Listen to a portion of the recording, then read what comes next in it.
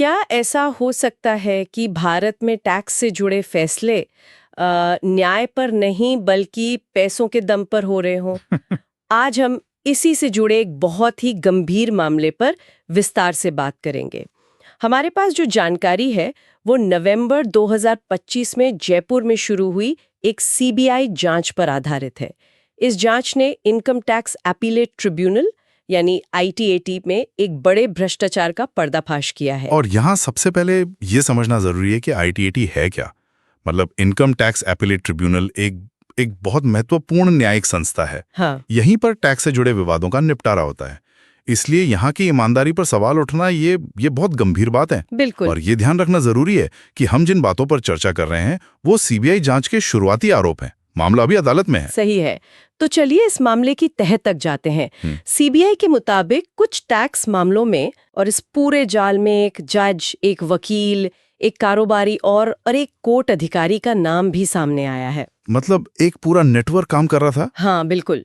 और यहाँ से मामला और भी दिलचस्प हो जाता है। जांच के दौरान सीबीआई ने एक वकील को रंगे हाथों पकड़ा। हाँ बिल्कुल, उसे 5,50,000 रुपए की रिश्वत लेते हुए पकड़ा गया। और ये एक बहुत ही ठोस सबूत था जिसके बाद जांच ने और तेजी पकड़ ली। और इस गिरफ्तारी के बाद जो हुआ वो इस मामले की गंभीरता को दिखाता है। जब छापेमारी हुई तो जांच एजेंसी को जज की कार से ही लगभग 30 लाख रुपए नकद मिले। 30 लाख रुपए कैश? हाँ, नकद। और ये तो सिर्फ शुरुआत थी। कुल मिलाकर सीबीआई का दावा है कि उन्हें 1 करोड़ रुपए से ज्यादा की नकदी मिली है। 1 करोड़ से ज्यादा? जी। और साथ में संदिग्ध लेन देन के दस्तावेज और दूसरे डिजिटल सबूत भी मिले हैं। तो इसका क्या मतलब निकाला जाए? सीबीआई का कहना है कि ये सिर्फ कुछ लोगों का काम नहीं हो सकता। हो सकता है कि पूरा सिस्टम ही इस भ्रष्टाचार में शामिल हो। ये तो एक बहुत बड़ा आरोप है। बिल्कुल, बहुत बड़ा आरोप है। लेकिन जैसा मैंने पहले कहा, यह दोहराना जरूरी है कि फिलहाल ये सब आरोप हैं।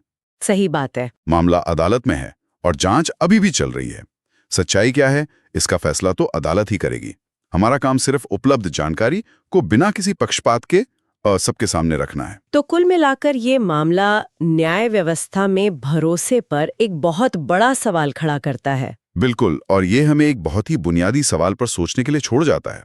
हमारे सोर्स में भी ये सवाल उठाया गया है कि अगर इंसाफ की कुर्सी पे बैठे लोग ही भ्रष्ट हो जाएं, तो फिर एक आम आदमी न्याय की उम्मीद किससे और कहां करे।